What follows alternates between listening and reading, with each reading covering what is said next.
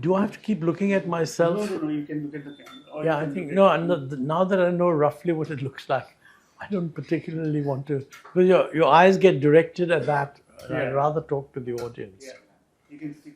This camera is directly on it. Yeah, that's fine. Both Which is on board. Okay. Thank you, Montek, for joining us at such short notice for this idea exchange. I think people will join us. I think this newsroom is also kind of waking up, and in 15 minutes, I think all our colleagues should be in. But a very brief introduction to Montek. Montek has been the deputy chairman of the Planning Commission. Then he is also the first CEO of the IMF's Independent Evaluation Office. Montek has handled several crises from the 91 crisis, not handled in the sense he's been part of the teams which have handled these crises, to 2008, the global financial crisis, and how India responded to it. And we all know that India did remarkably well immediately during the crisis and after the crisis, but then some of the gains were lost because I think we didn't rein in the expenditure the government at that point of time. There was subsequent criticism of that. But then there was this extremely interesting 2005 to 2010 phase of the Indian economy, where the economy really grew double digits, but subsequently led to problems, which many critics in the government still blame the UPA for. The twin balance sheet problem, corporate balance sheets, bank balance sheets, etc. Those were under huge stress. We are in the midst of another crisis. It's a global crisis, not a crisis of India's making, and would like to make sense of this crisis and how India is placed to handle this post-COVID, post-Ukraine war, which still continues. So, Montek, if you want to just kick off with some opening remarks, then we have lots of questions. I have some questions, some of my colleagues. Well, first, let me thank you for inviting me. I'm an avid reader of your idea exchange column when it appears, so I'm delighted to be on it. No, I think you put it very well, because the difference between 91 and today, I mean, we are in a crisis, let's be clear. The difference is in 91, the rest of the world was not in a crisis. In fact, the rest of the world was quite happy. I mean, the world had gone towards liberalization big time. Communism had collapsed. We were the only ones in a problem. So, I mean, we handled that under the circumstances. The present crisis is actually quite different, because first of all, the world is changing, and there are short-term changes and also longer-term changes. Now, obviously, one of the short-term changes is clearly the mess in the Middle East. And for the last 3 or 4 weeks, people have been saying it'll be over in a week, in 2 weeks. It doesn't look as if it's over. So we really don't know how long the Strait of Hormuz problem will last. But apart from that, there's also a change that has occurred in the world in terms of the attitude towards global trade. There's I wouldn't say they're reversing, but the period of rapid growth has come to an end. A lot of people say that globalization has become slowbalization. So the ratio of trade to GDP is not falling, but the rise has ended. People are not rushing around creating all sorts of new supply chains in order to take advantage of every little bit of competitive efficiency. Apart from that, there is the geopolitics. We happen to be in a very contested part of the world. We have difficulties with our northern neighbor. We've always had difficulties with our western neighbor, but the western neighbor by itself doesn't pose any serious threat to us, except when its geopolitics has linked it up with our northern neighbor, and that can be a problem. So, all these things are happening, and we have to decide what to do. Underneath it all, we've defined a longer-term objective. And that longer-term, it's a good objective, Viksit Bharat by 2047. I mean, after all, we've been doing a lot of developing. Earlier, we pulled ourselves out around the early 2000s. As a result of the reforms done in the 90s, India moved out of low income to middle income, bottom of the middle income. Now the name of the game is let's get to the next level. This is going to be much more difficult. And I think, therefore, the targets that have been set for the long term are quite reasonable. I mean, let's grow at 8% in real terms. But 8%, we've done better than that during that brief period, 2004 to 2010. But that was only for a brief period. I mean, the longer term growth rate, whichever way you look at it, it's sort of more like 6% rather than 8%, okay? Yeah. Now, if you put it this way, if you say, look, our long-term target is now how to get from 6% to 8%. The first assumption is that these short-term problems are not going to disturb the 6%. I mean, obviously, if the crisis in the Middle East worsens, everything becomes question. Let's assume that 6% we can manage. It may be a blip here and there. I don't think the target is the target is not just raising growth by 2%. And the reason for that's very clear. As the economy grows from the bottom of the middle income to across the middle income level into the higher income level, growth becomes more difficult. I mean, the economy is more complex, it's more integrated with the rest of the world. It needs a support structure which is reflective of the complications. And it takes time to develop that structure. So most countries therefore find that as they become more developed, the early gains of development through reforms get worn off and the economy slows down. I think it would be very reasonable for us to assume, remember, our population growth is going to stop sometime in the mid-50s. After that, population is going to decline, okay? So that means to achieve any given per capita growth rate, you don't need such a high GDP growth. China is already in that position. So if you say that, look, India must grow at 8% average between now and 2047, and you also assume that by 2047, if you're lucky, we'll be growing at 5%. Then what you're really saying is that to achieve the average of 8%, in the next 10 years, we should really grow at 9 or 10%, not 8%, because we must allow for slowing down. Now that gap between a sort of a 6% long-term current average to 9 and 10% is a huge jump. We've never made such a big jump in any of the reforms that we've done in the past. No government. Yeah. Now, can we do it? I mean, look, as an Indian national, looking at the fact that many other countries have done it, it will be silly of us to say it can't be done. But the honesty requires us to identify the 5 or 6 difficult things we have to do to overcome this problem. And I think the general slogan of reforms is very good. And I'm glad that everyone is using it. I agree with the view that we need to reform, perform, and transform. Yeah. But achieving that means a lot of sectoral things which can become quite controversial. Correct. And we can go over that if you like. Yeah, sure. And we're not, in my view, we're not focusing on that enough. Yeah.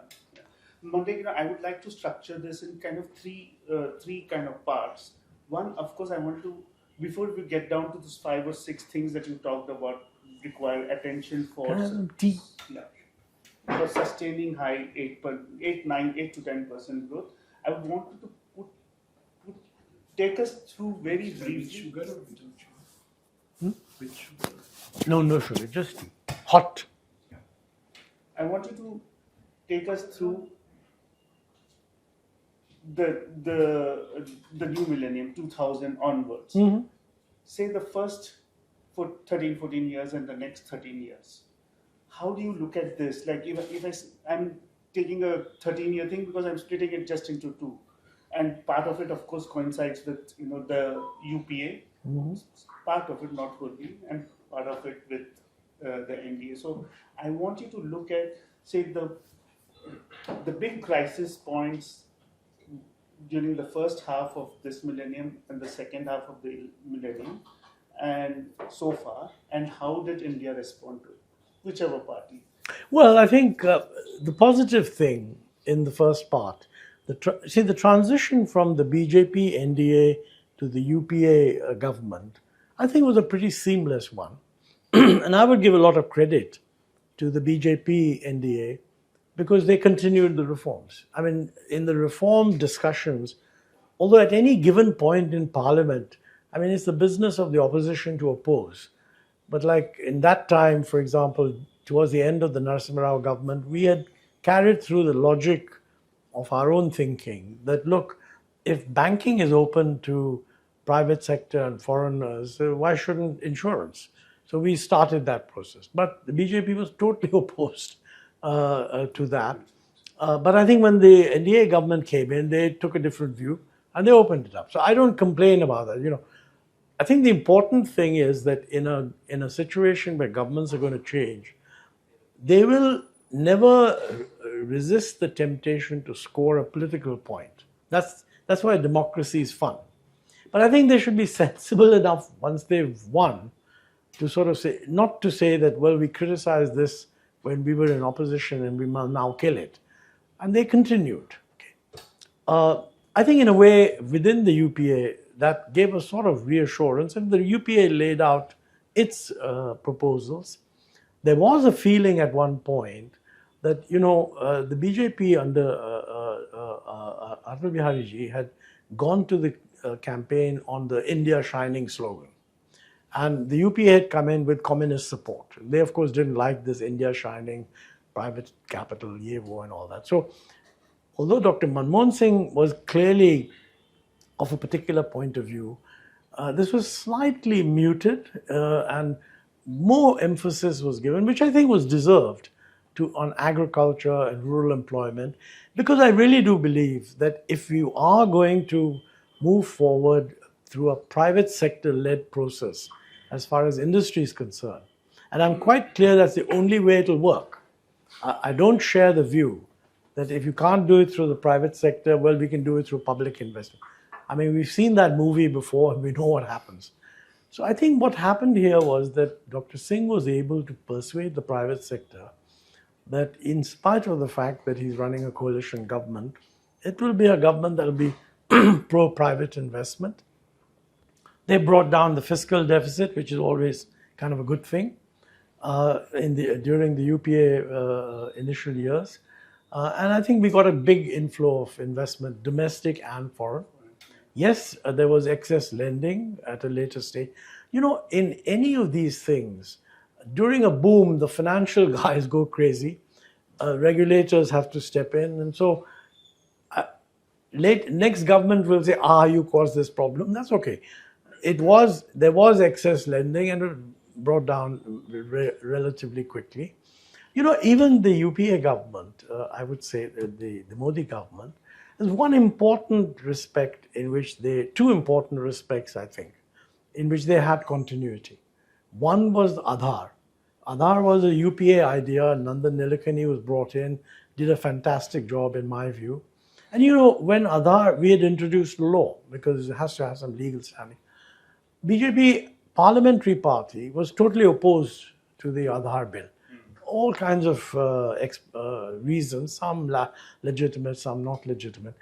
There was concern by the Aadhaar group that, you know, now that the government has changed, maybe we won't go ahead with Aadhaar, right?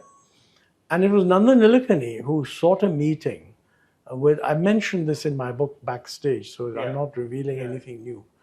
Nandan Nilekani sought a meeting with Prime Minister Modi to explain to him that, look, this is a good thing and it'll be good for your government also. He got time, which is also important because, you know, although he was a very distinguished techno businessman, he had also just stood and lost as a Congress candidate from South Bangalore. Okay, he persuaded him, and Aadhaar was not cancelled as many people felt, and it was expanded. So that was a good, and today it's regarded as one of the important underpinnings of the so-called digital stack. Okay, so that was one example of continuity. Second example is GST. Again, something started in the UPA government, strongly opposed by the BJP. They weren't able to get the constitutional amendment done. But after winning, Mr. Modi as Prime Minister continued that and got it done. Yeah. Now, there are arguments about whether it could have been done more efficiently, less efficient. That's not important. The GST is a very major structural change. So here's an example of this long period. If you were selling the idea of India abroad, what would you would be saying, look, this is a democracy, it's a noisy democracy, but by and large, they build a consensus in a certain direction and move forward. Yeah. And I think those two were very positive. What I think was not positive was an initial negative thing on trade, because somewhere around 2016 or so, protectionist duties were raised.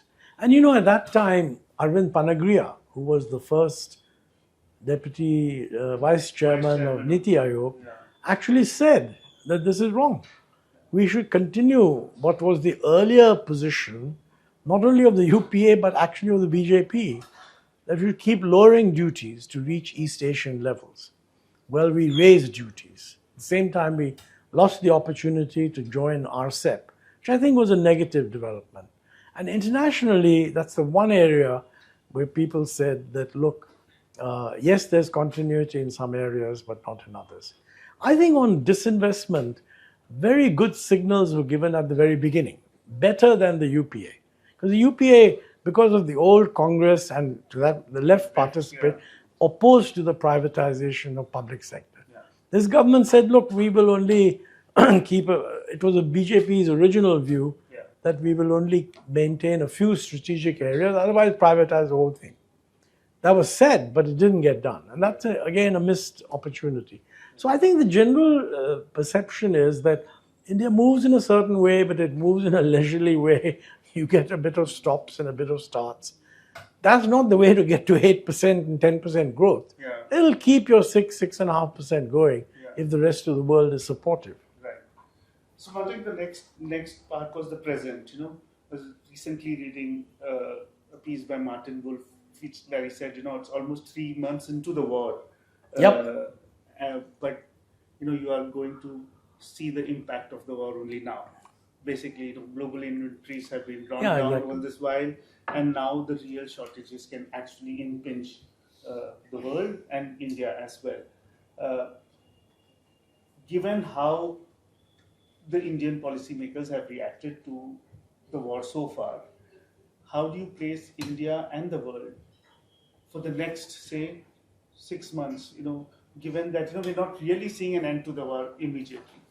Yeah, look, this is one of those areas where what happens depends critically on what President Trump decides. And he's created a very special technique of generating uncertainty, in the sense that today people are not sure whether he's going to unleash an aerial bombardment of Iran or declare victory. So in that environment, I unfortunately have no inside information. So one must assume that it's not settling down very early. Part of the problem, to be honest, on the settling down very early is Trump could settle it tomorrow if he were to just say, I won, we declare victory, end of the story. But it doesn't seem that he wants to do that. If he's actually trying to get serious concessions from Iran on their nuclear program, I don't think that that's going to be very easy. So this thing could drag on for a while. Okay. So I think we would be well advised to think that oil prices are going to be north of $100 per barrel for maybe for the next 4, 5, 6 months. We don't know, and that also means for helium and fertilizer supplies, there will be a serious supply constraint. And we should organize our lives on that basis, recognizing that, this kind of supply constraint in critical sectors will impact the growth. I think that is already being reflected by many people, sort of lowering the growth rate. I think international organizations are saying 6 or 6 plus. I don't know whether there is an official Indian government or an official forecast. At one point, we were talking about 7.5, but I don't think that's possible. Yeah. But it's not the fault of the government. It's an incredible international. But we should plan on the assumption that it's not going to be more than 6%, and then the rest will follow. So one biggest concern right now is 2 years of continuous, it's almost 3 years of continuous pressure on the external side, the balance of payments, uh, and now you are seeing the impact on the rupee as well. The almost 12% kind of depreciation in that in just 1 year. How does that worry you? Well, on this, let me say that I think the government deserves credit for allowing the rupee to depreciate. I see in the newspapers today that Arvind Panagriya, a very distinguished trade economist and I mean deeply part of the present government's advisory position, has said that this is a good thing. And the honest truth is, it's a mistake which many political parties make about the exchange rate. And I think it transmits itself into the public. We have to remember, by the way, that in our own history, in the early parts of the 20th century, our nationalist political and social fellows were actually blaming the British for fixing the exchange rate to appreciate it. And in fact, it was an example of colonial pressure that these fellows were using the power they had acquired because they were ruling us to fix an exchange rate which made the rupee appreciated. Okay, the reason is that made Indian exports that much cheaper and made, from a trade point of view, it made it more difficult. Sorry, not cheaper, but more expensive. So it made it more difficult for us to export, etc. Over time, somehow, an impression emerged that, the rupee must be strong. I remember in 1987, when the East Asian crisis happened. No, sorry, was it? Yeah, 87. 97. No, sorry, 1997, yeah. East Asian crisis happened. There was pressure on the rupee, obviously, because, all these currencies were collapsing. And I think at that time, Sushma Swaraj, of whom I have a very high opinion, she's a very knowledgeable and good minister and so on, she is reported to have said that Hamara rupiah Himalaya ki tarah strong hona chahiye. And I remember Bimal Jalan had to go and speak to Prime Minister Vajpayee, कि भाई, I understand the nationalism, but थोड़ा, please control your ministers. I think what people make a mistake, and this is something which your readers need to understand. It is true, if the economy is strong, that the rupee will tend to appreciate. So the appreciation of the rupee is a signal of the economy being strong. And when the economy is weak, for a variety of reasons, the rupee will depreciate, reflecting this economic position. To make the rupee strong, when the market conditions require it to depreciate, will only make the economy weaker. So I think it's a great mistake to think that if you want a strong economy which is reflected in a strong currency, and you don't have it, and the currency is depreciating, you can achieve the same result by having a strong currency. No. You may be able to do that if you want to lose a lot of reserves. Most probably that won't work. But it'll weaken the economy. And therefore, the depreciation that the rupee has seen actually corrects what should have, the real appreciation that took place in the earlier regime, the previous 4 years. Yeah. And I think that was a mistake. We were using the currency, the reserves, to prevent a depreciation. That's why the depreciation now is so large. Looks steeper also. Yeah. Had we allowed the market forces to work, I don't think we would have such a steep shock at the moment. So this part is good. But there are other problems. And I think coming back to your point, you rightly said we have a balance of payments problem. And I think we've got two problems. See, until recently, we had a current account deficit of around 1% of GDP. Yeah. Thanks to this oil price thing, that deficit will certainly become 2.5%. Correct. So the current account deficit is wider. In the past, the current account deficit was being financed by a capital account surplus. Okay? The current account deficit, by the way, takes into account invisibles. So this is the capital account surplus, FDI, portfolio flows, which were quite good. This has changed. In the last 2 or 3 years, this has slowly come down, is now virtually zero. Dried up. So you face the, if you have a current account deficit, 2.5% of GDP for the current year, and you don't have a capital account surplus, okay, then you'll have further pressure on the rupee unless you want to use up reserves. Yeah. That's a tough decision Yeah. to make. And I sympathize with the Reserve Bank having to make the decision. But I would say one thing. This is an area where I don't expect the Reserve Bank to be clear. Yeah. They have this wonderful formula, no?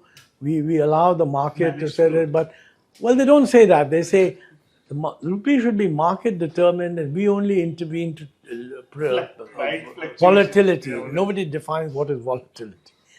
But the truth of the matter is that I would not recommend at this point that we use up reserves. You see, the normal thing in reserve management is that you let the currency fall to a point where the market also senses कि भाई ये बहुत हो गया.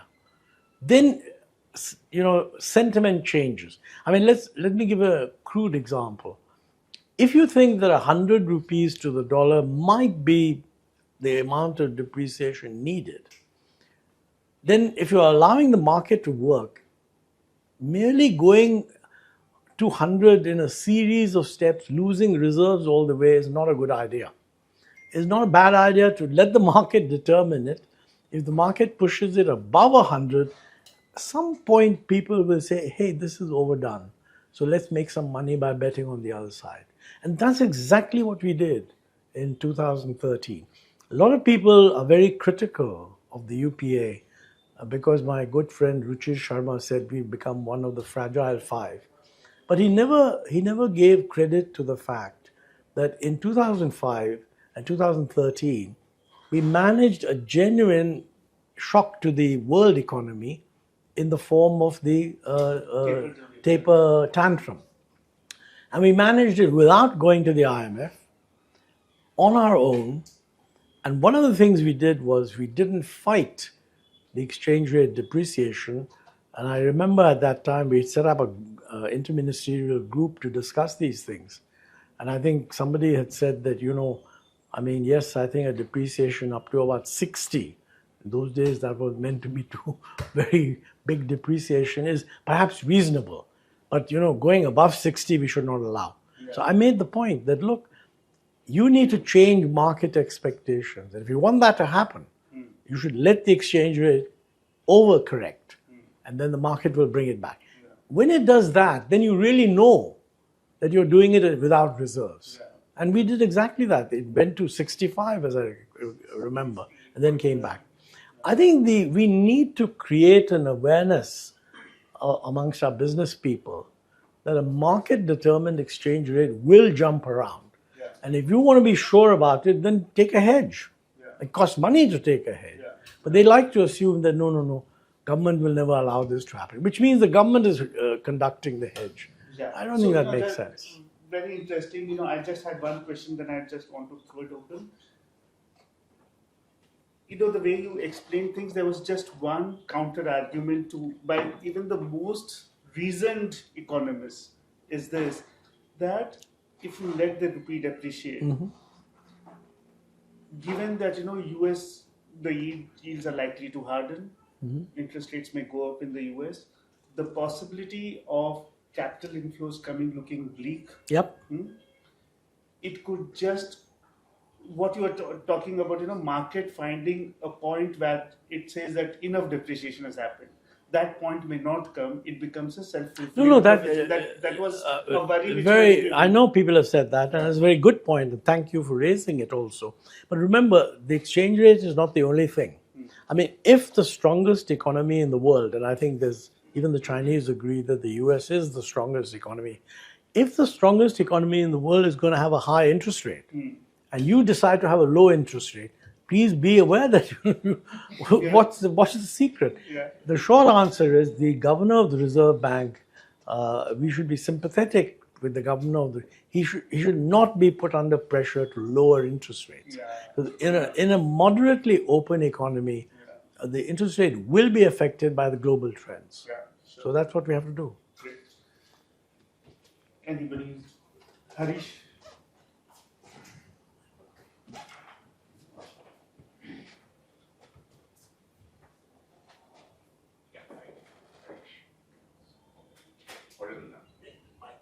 I think Mike's. Harish Damodaran, you know, is our Yeah, I know. agriculture. Yeah, so you had broadly three runs on the rupee and the reserves. The first was in 1990, or in that period, then 2013, which you said, and now we have. So in 1991, we had a professional economist as the finance minister, right? And in 2013, I think you brought in Raghuram Rajan, someone whom the markets respect. Do you think that India should have today, in today's crisis, a professional economist, just from a signaling point of view? Does it make a difference? Let me say, I don't share the view that this, by putting somebody called a professional economist in a particular job, you improve the quality of decision making.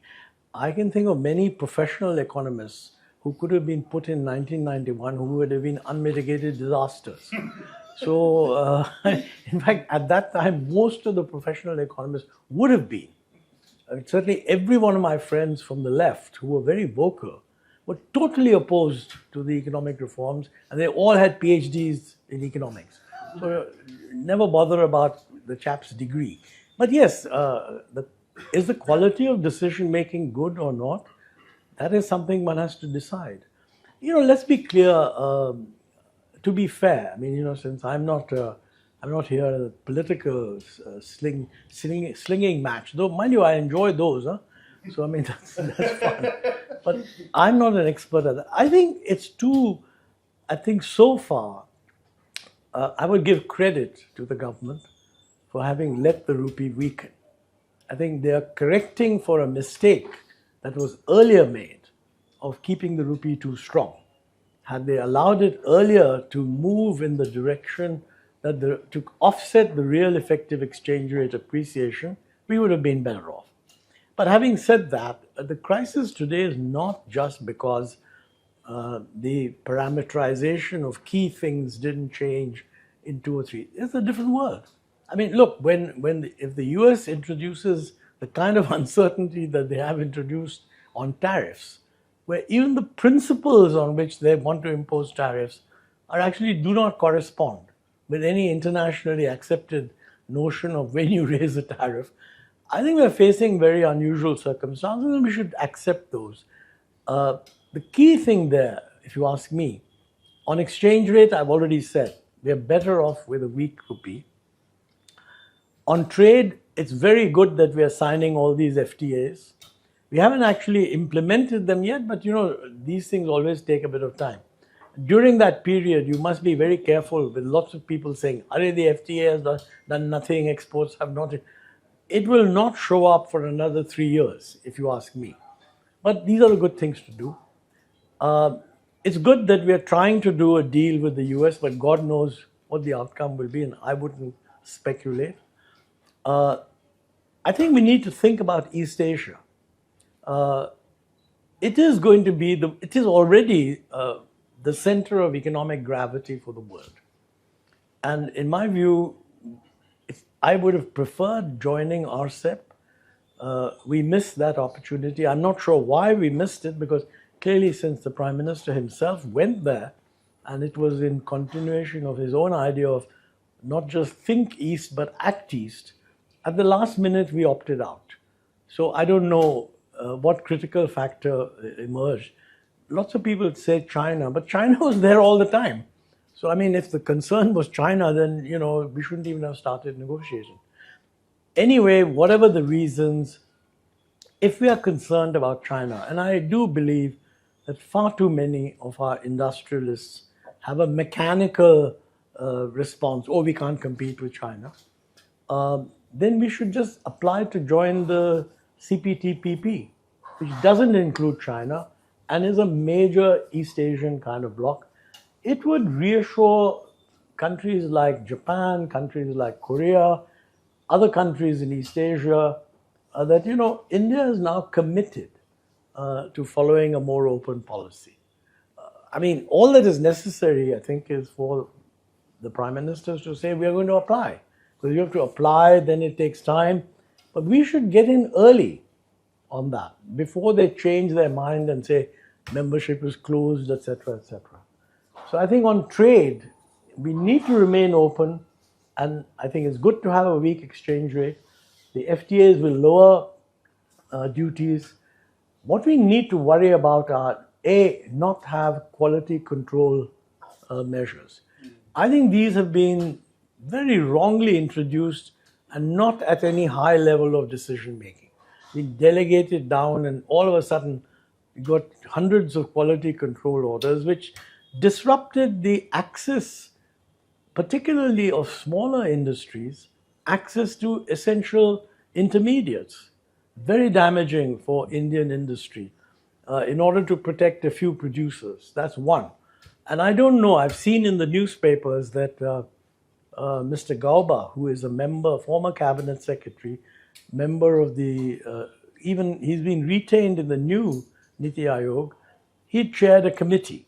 Now he's a very responsible officer, he chaired a committee, and he had said that 700 or something like that QCO, 752 QCOs should go. Now, quite honestly, if you want to convey a signal that we are serious, this should be done by Monday morning. Because what quality of decision making is going to go into this when Gauba himself, with other experts and senior people, have made the recommendation? I mean, it's simply that, whichever ministry wanted a quality control order has found 40,000 reasons why it was there. I mean, that's completely wrong. So here's a very good suggestion. It could be done on Monday morning. One thing that you talked about when we were discussing is about, the 5-6 things, about India story. Is that an India story today? Because many people don't see an India story right now because we have the AI thing seems to have, been completely, as of now, from global commentary, it seems that we are kind of missing that. But 4 or 5 sectors that you said that we should focus on. Well, I'm glad you mentioned this. The India story, right now, quite honestly, the India story has to be, India was doing reasonably well, I think by any standard. It's faced with a new set of circumstances. What has it done to handle those? So the first India story must be, we should be able to tell what we've done. Let me give you a very simple example. We have been very proud of the fact, and justifiably, that the fiscal deficit has been kept under control. Are we planning to insist on the same fiscal deficit before this shock? Or are we now saying that, in view of this shock, we probably have to give a little on the fiscal deficit? Because, if we say that we are going to have the same fiscal deficit, we will be judged by that. Whereas if you were to say today that, look, our fiscal deficit is high, but our debt to GDP ratio is not as high as many other countries, you have to be flexible. We've been hit by a big shock. We thought the Hormuz thing would be open in 3 weeks' time. It isn't. Therefore, I think the fiscal deficit, we are going to allow X amount of slippage. I think we should be clear about that. I think there's some slippage which will not dent the India story. What will dent the India story is we don't say anything, and then we wait till the last minute, and then we say, oh, by the way, it's gone higher. If you're managing the economy, we should be able to say now, what is it that's tolerable and what is it that's not tolerable. I think we should do that. I think on the exchange rate, the government deserves credit. They should not go around saying that, we have given instructions to the RBI. And at least the RBI should be told that please don't imagine that the rules of the game have changed. That's another thing. I do think that on foreign direct investment, everything that the Prime Minister has said, that many others have said, is that we want more foreign direct investment. And in a way, making India competitive in terms of technology and also competitive in terms of ability to export requires more foreign direct investment. I think we should seriously look at what are the serious complaints that foreign direct investors have. One of them is the rather arbitrary change that was made in the bilateral investment treaty, which sort of forced investors to resort to a particular way of sorting out their disputes, etc. And we haven't resolved the the investor dispute issue with the EU either. So I personally think a very transparent, high-level decision that we're going to look into this, and within 1 month, we will lay out what we intend to do. We'll send a great signal that the government of India is actually listening. Okay, so I think now I should emphasize, by the way, that please don't do this by setting up internal committees. All the guys internally have already written that what they've done is absolutely correct. It's not fair on them. Bring in 2 or 3 outsiders, maybe recently retired secretaries. Recently retired secretaries are an enormous source of wisdom, because when they're freed of the constraint of whatever they did in office, they're able to actually tell you. And put in a couple of business people, and most of all, put in some lawyers. I mean, I think we underestimate the fact that foreign investors, when they invest in India, are invariably, any significant lot, invariably consulting legal people that what is the India risk? And the honest truth is, the India risk is that if you get into a tax dispute, the government will pursue it to the Supreme Court, and that will take 20 years. Now, can there be some statement which says that this will not happen, and create credibility on that? Similarly, I think on the business of arbitration, when you can resort to arbitration, I mean, look, it's a nice nationalist image that we want to have the best arbitration procedures, etc. And I think we should do that, and we have the capacity. But we should let the market determine it.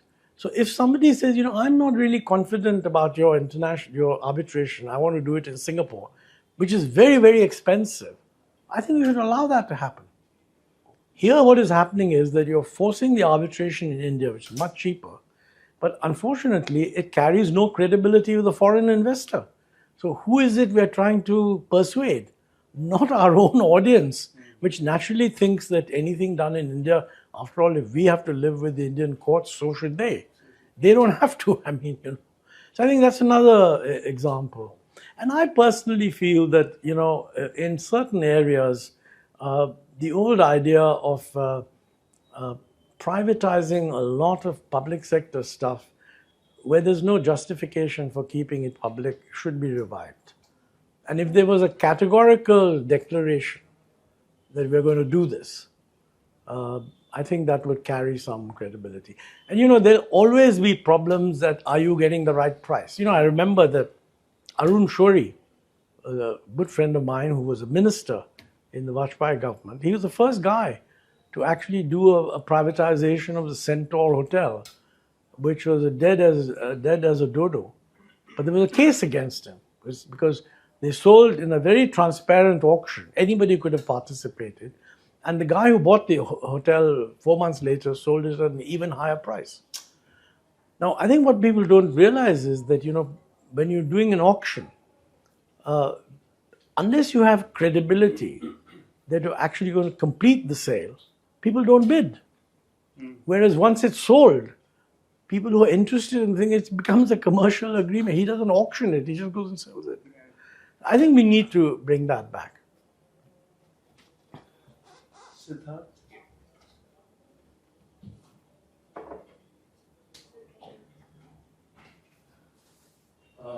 Just a couple of questions. One, you talked about the markets realizing on their own that the exchanging has been overdone, and then they'll take a place that's in the opposite direction. But haven't price signals across the economy been somewhat suppressed in different spheres? Be it fuel prices, they are still administered, be it agriculture prices, for whatever reasons, good or bad. Even the real exchange, effective RER, which you mentioned, usually if it fell below 100, that would suggest, okay, that's one signal that we should look at. Now it's almost at a record low of 92 or something. So are those price signals even being received by the markets? Well, you said price signals are suppressed. I don't think the industrial price signals are not that much suppressed. I mean, but you're right that petroleum prices, theoretically, we are supposed to have abolished the administered price system way back in 2002 or something like that. But in practice, it's being run as a government controlled affair. The only reason that survives is that most of the marketing companies are government owned. So they don't make an issue of it. Technically, I believe that the marketing companies fix the price at 6 a.m. every day, but it's just the same price. So it's a meaningless action. I think there are real areas which you touched upon. They relate to agriculture, but I think they do create a problem. First is fertilizer. We are now selling fertilizer at 10% of the cost. Now, it's just absurd.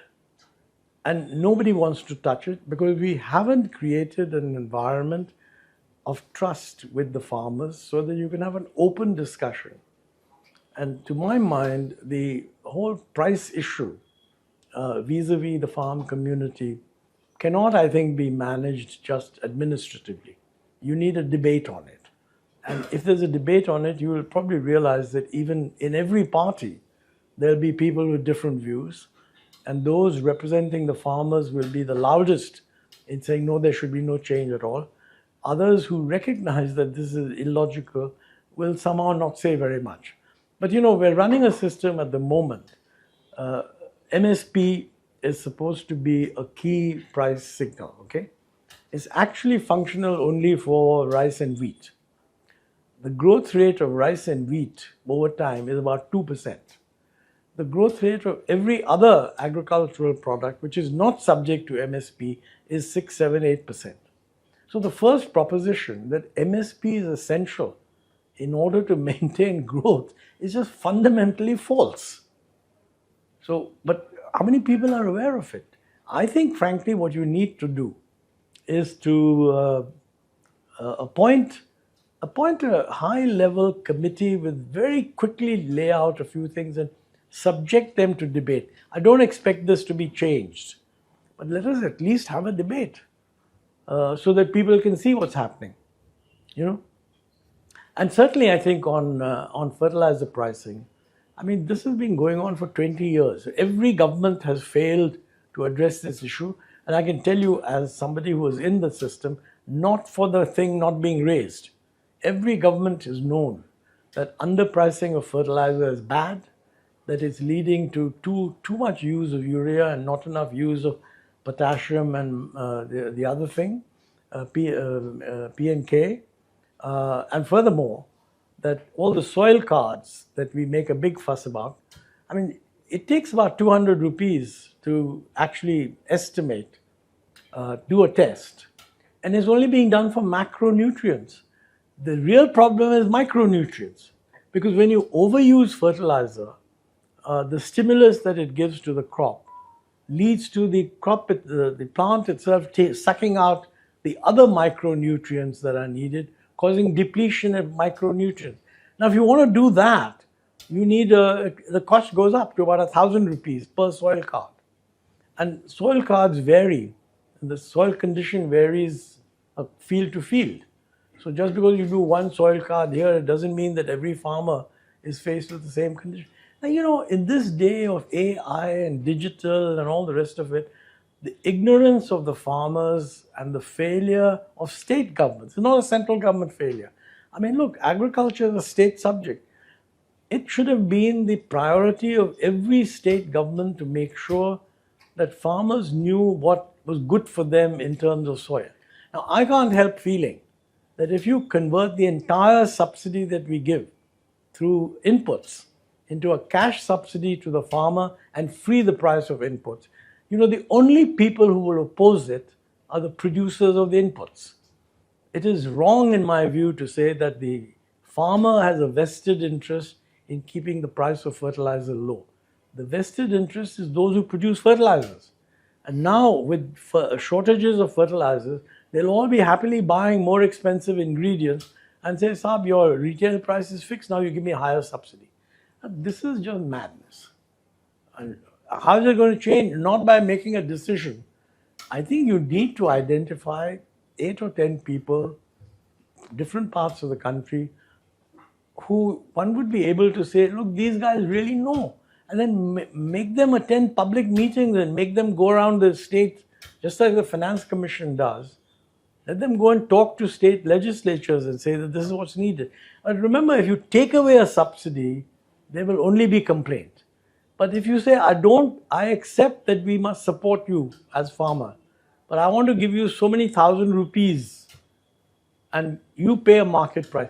At the moment, all these people who talk about organic farming, there's no subsidy on all the organic manure, etc. There's subsidy on this, and related to that, by the way, is the cost of power. If you're going to have power free, and this has been said so many times by economists that I'm even bored of it myself.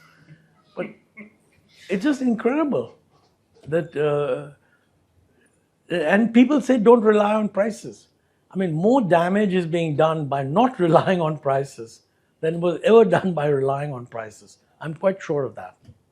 But for that, you have to be able to compensate. You cannot say to the farmer, I've taken away your subsidy now, because he's in a very weak position. But you can say that, look, in lieu of subsidy, I'm giving you a cash benefit. And thanks to Aadhaar and all the banking and what have you, that cash benefit will go instantly into his account. Harish? Sorry, Harish. Hi, sir. So you said that there is a need to debate on MSP and other issues. Sorry, I can't.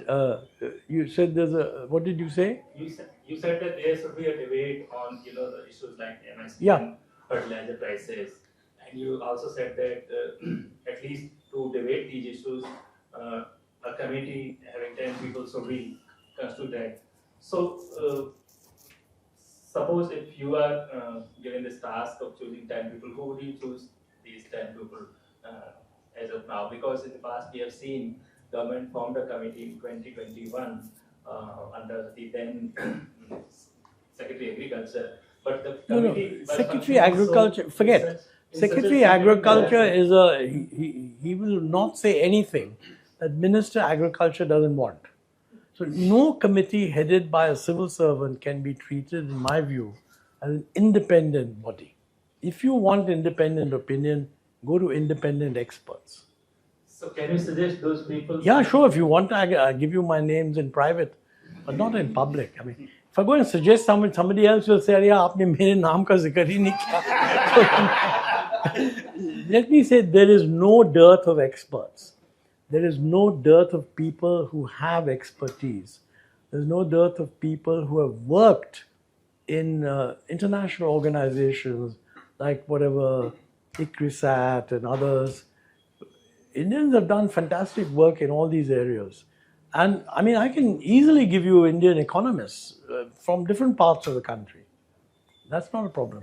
Sir, just one follow-up. Sir, how do you see in the change in disparity level in last 10 years vis-a-vis previous 10 years? How do I think of what? Disparities. Inequality. Inequalities, yes. This is always a very controversial subject, but I give you my personal view. I have no doubt whatsoever that inequality would have increased during the time of transition from a low-income country to where we are. I give you a very simple example, which we used to have. There is this theory of the U-shaped curve, that in the initial phases of development, inequality increases, and after a while, inequality goes down. Now, if you characterize development as moving, in the W. Arthur Lewis kind of world, inverted U. It increases and then decreases. You think of development that everybody is at subsistence in an agricultural economy, and then there's a more modern economy. Modern could also include agricultural modern, higher productivity. And development consists of moving from this to that. Now, if you have a population of X, you can't move them all instantly. You can get more to move across. If you model that, inequality will increase. As the first guy goes there, suddenly you have inequality. More and more fellows go there, inequality is increasing. When quite a lot of fellows are here and you move some, inequality will go down. So you will move from everybody having income of A to everybody having income of 3A, and in the period, inequality will increase. Now, this is a simple arithmetic fact. If you liberalize the economy, you create more opportunities. Those opportunities do never become available equally to everybody. You may want them to, but it'll happen over time. Therefore, we have to accept the fact that some areas will do better because they respond, because the state government is responsive. I remember giving a lecture in, I forget, 2001 or something, in Chennai, because I'd done an analysis of what has happened to inequality in the states, interstate inequality, as a result of liberalization. And I said, yes, inequality has bound to increase because you first open up, there are states that already are doing lots of exports. To make it easier for them to export, they'll do the first exports. It's later on that people realize elsewhere that, exchange rate has depreciated, it's become more competitive, etc., and they join the club. But because of this, I said that different states' inequality has increased because some states have been able to respond more. Okay? It's not that the government has given them more, they've just taken advantage. And somebody from the audience got up and said, no, sir, I don't agree with you because all this liberalization is very bad for the backward states. A hard question because I was then only a member of the planning committee, sort of an official position. How do I respond? And Murasili Maran, who was then alive and minister, he said, hang on a minute, I want to respond to that. He said, this fellow obviously had in mind Bihar and so on, which was the Bimaru states, okay? And Murasili Maran expressed the earliest expression of the South Indian perspective on this issue. He said, I don't believe there are any backward states in India. There are only mismanaged states.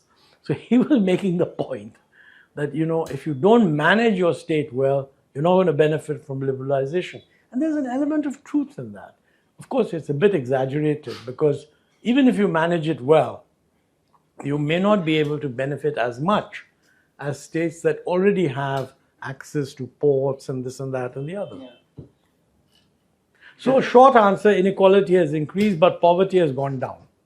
And my view on this is, by the way, that you should make a distinction between a broad-based increase in inequality and a highly concentrated increase in inequality.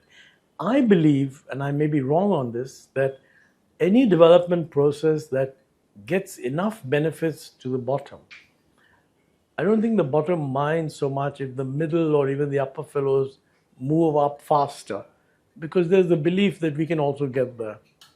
What becomes a problem is if the inequality is increasing because the top 1% are getting a disproportionate share.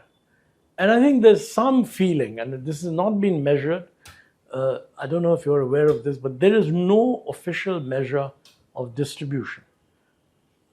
I think the present government, and this is a very commendable step, have appointed a high-level committee under my good friend Sujit Bhalla to analyze how do we get an official estimate of income distribution, and they're supposed to submit their report very soon. After their report is submitted, presumably it will be reflected in the next round of NSS. But we don't have any information. Although globally, there are people, Piketty and others, who have done some artificial calculation, mixing different bits of data, and they have come to the conclusion that because of this concentrated burst of acquisition of income, India is one of the most unequal countries in the world. That's what they say. The government and the RBI are learning to have discussed several options, I mean, amid the crisis, a cut in withholding tax or deposit scheme or swaps. So what in your view would be a very good measure right now in the immediate timeline?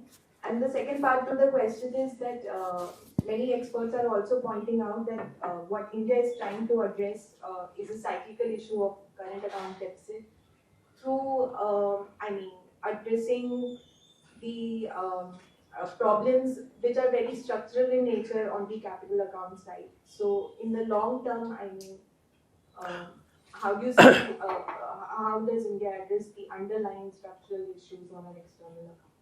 Well, I mean, everything is structural, so I don't know what specifically you have in mind. But I think we have to make up our minds that what is, in our view, a sustainable current account deficit, okay? The answer is a sustainable current account deficit is equal to what you think is a sustainable capital account surplus. If you don't have a capital account surplus, then you shouldn't have a current account deficit. Until very recently, our view was that a 2% current account deficit is sustainable because we can get 2% of GDP in the form of long-term capital flows, including FDI. I still think that is true. And if you're not getting this, it's because the environment we have created for FDI is not satisfactory. So I think if we go into that, you'll come up with the obvious solutions, and let us try them. I mean, one I already mentioned, which is that we are not allowing foreign investors the kind of access to arbitration procedures outside the Indian courts. Now, quite honestly, if you were a foreign investor and you wanted to invest in India, and you wanted to invest in India because you know that Indians are bright, you know the economy is growing at 6%, you don't want to just set up your own company, but you want to partner with someone, etc. You would obviously, if it's any kind of significant investment, you would get an investment advisor. And you would say, what are my risks? Well, there are all the India-type risks. Will the growth rate be high? Etc. That you make up your own mind. But one risk he will certainly mention is that if you get into a commercial dispute with your partner, it can take 20 years to resolve. And second is, if you get into a dispute with the government, even if you win in the lower court, they will never agree. And they'll go all the way to the Supreme Court, so that'll take 15 years. Now, if you were a person who had a very long-term view and said, look, I can't afford not to be in India, let's get in there, you might do it. But if you were a guy who was saying, listen, I want to be part of a supply chain, move something here, it's easier to do it in Thailand or Malaysia or what have you, why not go there? So I think we have to make up our mind. I mean, what is it that we are looking for? And the options, withholding tax or other options? These fiddly little things, I don't think make that much difference. The other one, the swaps business, that's simply another way of using up reserves. That is, what you say is, look, you bring in the money and I'll give you a guarantee. What we did for the, 2013, Raghuram Rajan, who actually didn't approve of these things, but as governor, you have to do many things that are less than optimal. So he said, look, how do we get the banks to collect money? We get the banks to collect money by offering them, letting them raise at a certain interest rate, and you exempt them from, for this money, you exempt them from some of the restrictions of priority sector credit, etc. So they basically, they take care of the interest differential, okay? But they want to be sure that you're protecting the exchange rate. So you give them a swap. And in the swap, you build in some depreciation. And that way, the banks will collect a lot of money from NRI deposits, etc. And they will feel that their bottom line is secure, which only means that you feel that 3 years down the road, the crisis will be over, there'll be money pouring in, and you don't mind using reserves then. So it's like a reserve operation.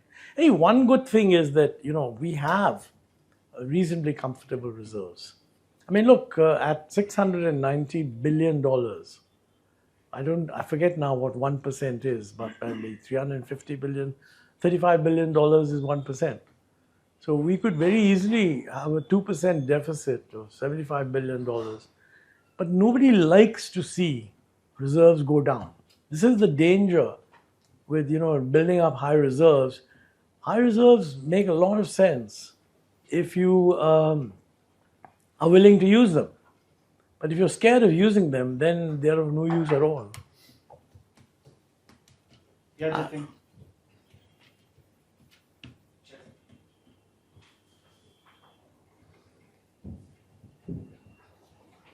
Sir, I have two questions. Firstly, sir, this the current narrative that the Congress has around the economy, which is articulated most prominently. The by what license?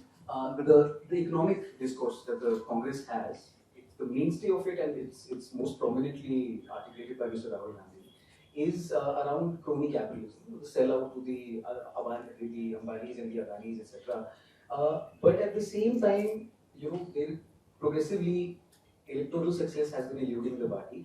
How do you view this personally, and have you had an opportunity to discuss this with the party's leadership? No, I've not discussed this with any politician of any party. So I'm not part of that debate at all. I think you have to.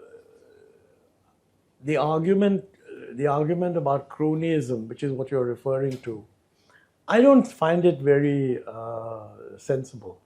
I think we should criticize policies which, in our view, lead to cronyism. See, otherwise, if two people have created an empire which by any international standards is large and efficient, merely because they've done that, if you conclude there's cronyism, that's not good enough. But certainly if there are policies that are being manipulated to serve certain interests, I think that is something we should be addressing. But the attack should not be the result. The attack should be the policies. And I'm not aware in these debates where that stands.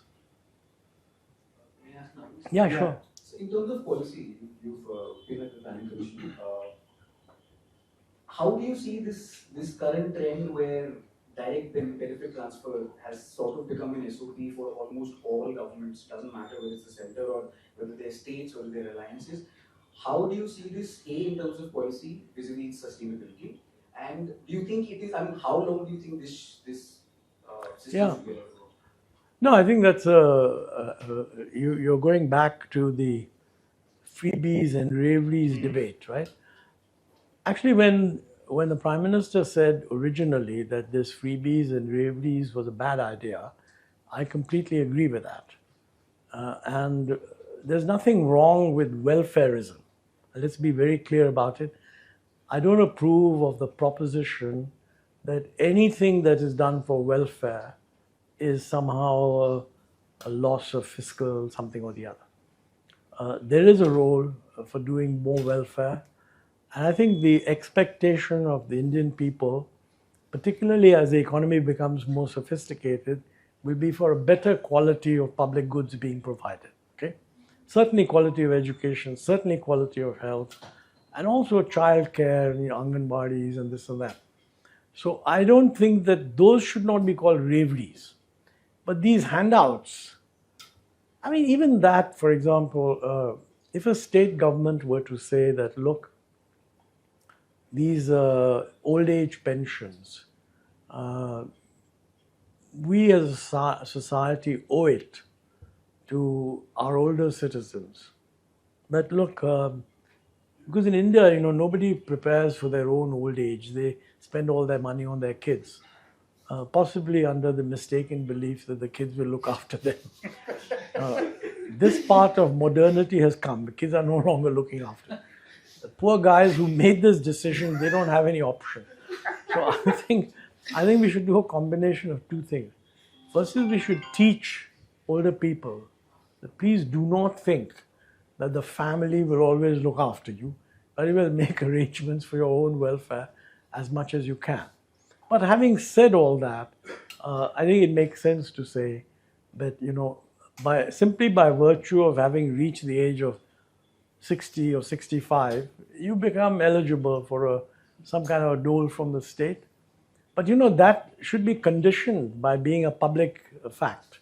If if I, as a mercifully, reasonably well-off person, also want to claim my 3,000 rupees old age pension, it should be available on some public this thing. And in fact, Aadhaar cards should also be indicated so that, for example, if the person is getting other benefits, that, so some vigilance would be there. But this business of, for example, every woman will have so much, you get a subsidy for the third child and another subsidy for the fourth child. I'm deliberately not mentioning names that have proposed these things because I think these are going to become quite general. Whatever silly idea comes out, you can assume it will be generalized. I mean, this is an interesting point that, economists should think about this. They make a list of 5 what they call really sensible things that will strengthen the economy at the state level, and 5 absurd things. And then see, by publicizing these, how does politics work? My prediction is that all the wrong ones will get promptly universalized and none of the first lot will be accepted. Now, how you handle that, that's for all you buddhijeevis to work out and the press to instruct people.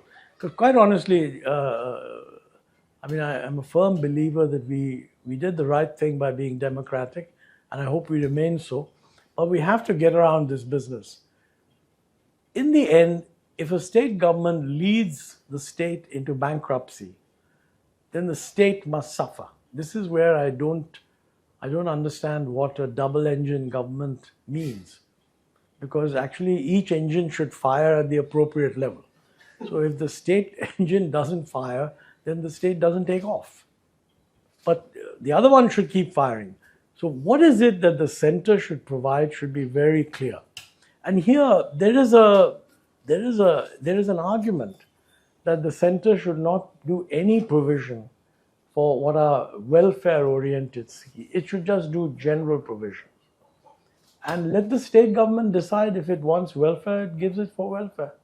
I don't think we should have, for example, I'll go further. It's like, even on education and things like this, it makes sense for the center to say that if it's going to give a grant for primary schools, it should be a fixed grant per person across the board.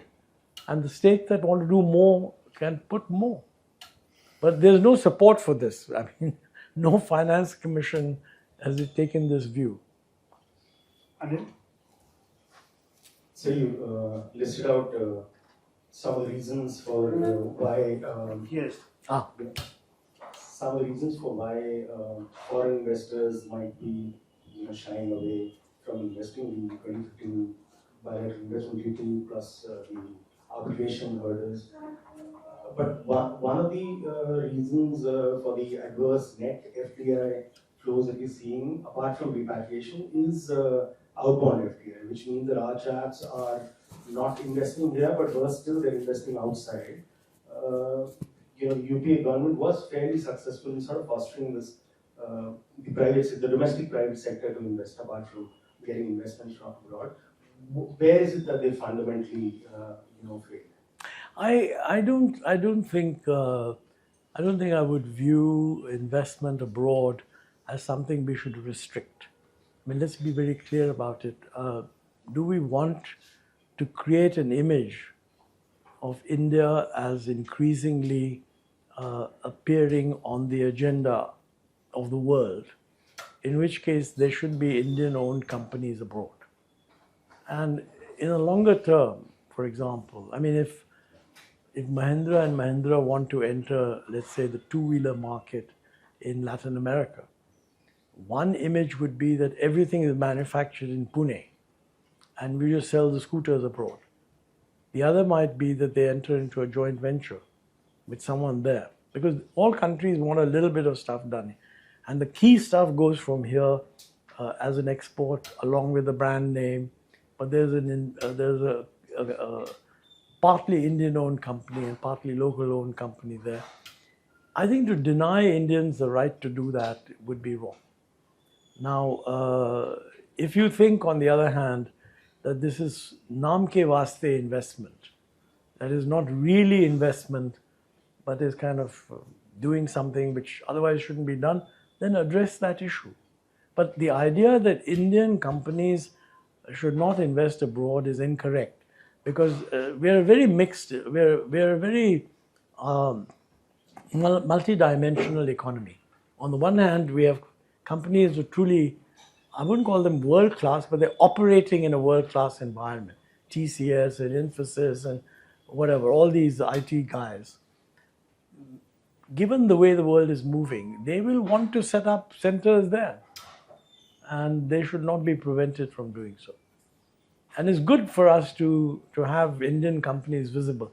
Now, frankly, it would be doubly good if we had Indian products. We have Indian companies in software, but we don't see the product. On the manufactured side, I mean, quite honestly, if in the next 20 years you don't see any Indian manufactured product, then Indian industry has failed the country. That's it. But you don't want to create an environment where they say that, no, we were keen to do this, but you didn't allow this investment and so on. Liz? Hello, sir.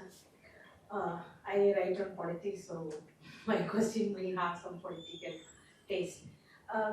So you had worked with the government closely, central and some state governments also.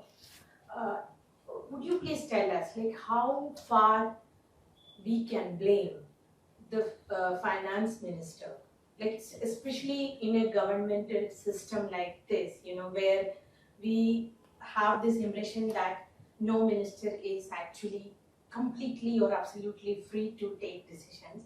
So at such a scenario, how far we can blame the finance minister for what is happening in the economy right now? I have two questions. That's not a political question. It's more like a mischievous question. Okay, go ahead. No. The short answer there is, look, this definition of ministers being independent, this is not a correct definition. In any country, the finance minister is never completely independent because it's too important. So whatever decisions are taken are usually taken with the support of whoever is the head of the government, the prime minister. I mean, certainly in the case of the budget, when I was there, I mean, the budget was all prepared in the finance ministry. As secretaries, we were aware of the kind of issues that they say the prime minister would want to emphasize. But in the end, the budget, the details were mainly done in the finance ministry, but they were cleared item by item by the prime minister. So no finance minister has been independent in that sense. Of course, a lot of small ministries, they do their own thing, and every now and then if somebody complains, then they tell the PM, and the PM says what's happening. So I think in that sense, on the economic front, it's always a joint responsibility of the finance minister and the prime minister. Now, we don't know what happens in that internal process, obviously. But I think a finance minister has to take responsibility for whatever is done over their signature. And if they're being forced to do something that they don't think is right, then they should just resign. But you can't, I don't think as finance minister you can say that I'm not convinced that this is the right thing to do, but nevertheless I'm doing it. Thank you. Another question. So, in today's scenario, how far do you think that the economic crisis and economic issues influence a voter when he or she goes to the polling station? That is an extremely good question. And I mean, as an economist familiar with the issues of piloting policy and the problems of piloting policy through a democracy, that always has to be a concern, that will the voter, the ultimate decider, agree with the policy or not. I think most of the times you try and persuade them, but in the end they will agree if it works. If it doesn't work, no matter how logically you can argue the case, they're not going to think well of it. But these things need to be debated more thoroughly, I think, than they are. And the problem is that I can tell you in 1991, we were painfully aware of the fact that the common narrative didn't necessarily support the logic.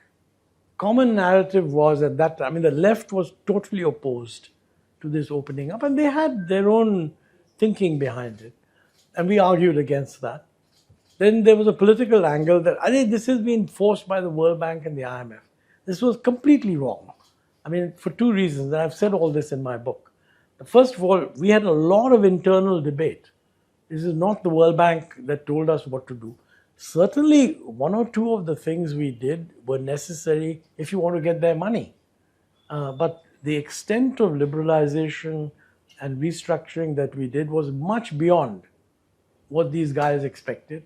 And it was based on a lot of internal discussion, and not just in the Narasimha Rao government, even from the time of the VP Singh government. I mean, VP Singh had asked me we had a discussion, I've mentioned in my book, why are other countries doing better than us? And I said, because they're reforming. So he said, you write me a paper, and I wrote a paper that fortunately leaked. He sent it to the cabinet secretary saying, have this discussed. He didn't say, I agree with it. He just have it discussed. Now, when the Prime Minister sends something and says, have it discussed, most people think, Kerry, there must be some assumption that it's true. There were two separate meetings, different ministries came. And I was very pleased. I was the author of the paper, didn't have my name on it. I was very pleased that some ministries agreed. Some were totally opposed. Planning Commission is the only one that was opposed on procedural grounds. This thing used to be called the M document. So somebody asked the Planning Commission, what do you think of this? He says it's completely wrong for the Prime Minister's office to issue such a document because we are in the process of preparing the approach to the plan. So they should never have done this. But amongst the ministries, some of the ministries were very much in favor. Industry Ministry under Verma was very much in favor. I mean, Finance Ministry, Madhu Dandavate was not pro-liberal. So Finance Ministry, although the individuals were quite sensible guys, but they were not that much in favor of these changes. But there was a lot of debate. And I remember at one point the left, the good thing about the left is, they take on these intellectually. Because they wrote a paper, left economists from Calcutta, a well-argued paper, saying this is all wrong. And that the way to control the balance of payments is to have import controls. And they argued the case. Then Dr. Manmohan Singh, in order to have a proper debate, he persuaded 4 or 5 well-known economists outside the government, Narasimham and I.G. Patel and two, three other people, to write a counter to that paper. So it was all debated in public. And I think we need much more of that now. Partly, because the world's become more complicated. And at a slogan level, there can be agreement. I mean, for example, there can be agreement that we must have more exports. How do you have more exports? Do you have more exports by protecting some industries in the belief that 10 years later they will become competitive? That's what we've been doing for the last 30 years, and that's not going to work. So how do you do this transition? I think these problems were also there then, but they're now more complicated. You see that complication, for example, in the IT or the AI space. I mean, everybody is agreed that AI is going to raise productivity. It's also going to lose some jobs, but it'll create other jobs.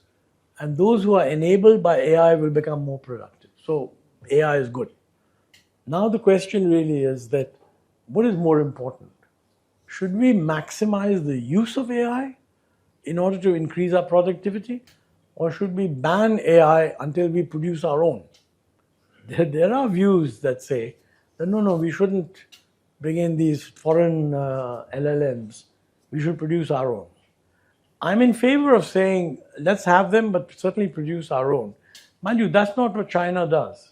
I mean, China sort of prevents people from using things like ChatGPT and Claude and what have you. But on the other hand, they deliver an LLM. Now, if you don't deliver an LLM, but you prevent others from using it, then you get into the worst possible. So what is our position? There's a big debate going on. I mean, none other than Nandan Nilekani, whom I regard as sort of the what you might call the gold standard in this. Nandan Nilekani has said we should not waste our time on developing our own LLMs because it will take a huge amount of money and a huge amount of time. There are enough LLMs going. What we should do is produce a wraparound so that these LLMs fed by Indian data rather than just Western data can be used to increase productivity. That's very different from others who say no. It should be a totally Atmanirbhar LLM or no LLM. That's an issue that we have to make up our mind on, no? And it's a complex issue. I mean, ideally, I'd like to hear Nandan debate it against somebody else and then take a view. Sir मेरे दो सवाल हैं छोटे छोटे श्यामलाल यादव हूँ मैं आप जब नीति आयोग में थे तो नीति आयोग के टॉयलेट मैं तो नीति आयोग में नहीं था सर प्लानिंग कमीशन हाँ प्लानिंग कमीशन में थे तो वहाँ के टॉयलेट से लेकर के आपकी विदेश यात्राएं तक बहुत चर्चा में हुआ करता हाँ आई नो जी और मनमोहन सिंह जी ने सभी मंत्रियों को एक चिट्ठी लिखी थी to curtail the foreign travel expenditure I don't think Manmohan ji wrote such a letter. Sir, I have a copy. But let me tell you, he didn't need to write a letter because every mantri's travel is approved by him. Sir. So frankly, whoever the PMO was, they didn't do a good job. He wrote to curtail the foreign travel expenditure. A general letter to every minister in June 2008. ठीक है. So मैं बस ये पूछना चाहता हूँ अभी मोदी जी ने भी थोड़ी ऑस्टेरिटी की बात की है विदेश यात्राएं का जनरल उसमें उन्होंने किया है तो क्या सरकार में इतना स्कोप होता है कि फॉरेन ट्रैवल जो सरकारी लोगों का जरूरी होता है उसमें भी कटौती करके कुछ अर्थव्यवस्था में मदद कर सके नंबर एक दूसरा सर आरटीआई के आप भी बड़े मैं भुक्तभोगी नहीं कहूँगा मतलब लोगों को नहीं I am a voter of RTI sir मैं मनमोहन सिंह जी की सरकार खास करके सेकंड जो टेन्योर था उसमें आरटीआई ने बड़ा रोल किया उनको परेशान कर तो आपको लगता है कि आरटीआई असल में गुड गवर्नेंस का की है या जैसा ये सरकार कर रही है कोई इंफॉर्मेशन ही नहीं दे रहे हैं तो आपको लगता है कि मनमोहन सिंह जी से कोई चूक हो गई आरटीआई एक्ट लागू कर नहीं देखो आई डोंट वांट टू ये जो आप कह रहे हैं Manmohan Singh every now and then ये कंपैरिजन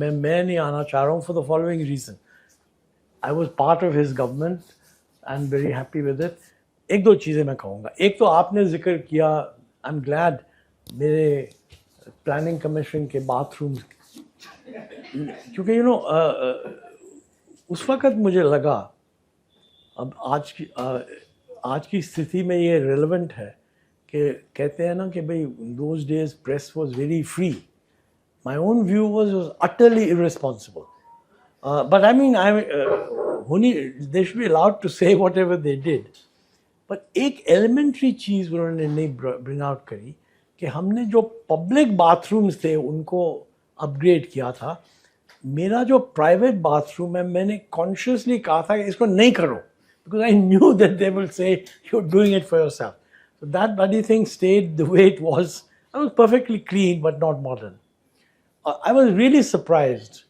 कि यू नो जो बाथरूम्स हमने किए थे ऑल डन बाय CPWD तो व्हाटएवर कॉस्ट थी वो उनकी CPWD ने की होगी एंड यू नो उस फ्लोर पे I mean there is a general bathrooms वो भी हमने क्लीन अप किए थे लेकिन the main floor of members उसको ज़रा स्लाइटली बेटर किया था रीज़न इज़ कि इसी फ्लोर पे विजिटर्स जो हैं including foreign visitors CMs MPs ये वो वहाँ ही आते थे बट प्रेस ने ऐसे दिखा दिया कि हमारे प्राइवेट बाथरूम्स को हम इतना इंक्रीज़ कर रहे हैं अपग्रेड कर रहे हैं इतनी कॉस्ट में एंड एक्चुअली हमने थोड़ी क्लैरिफाई भी की थी वो किसी न्यूज़पेपर ने क्लैरिफिकेशन नहीं कैरी करी so let me just say one thing that my own experience was that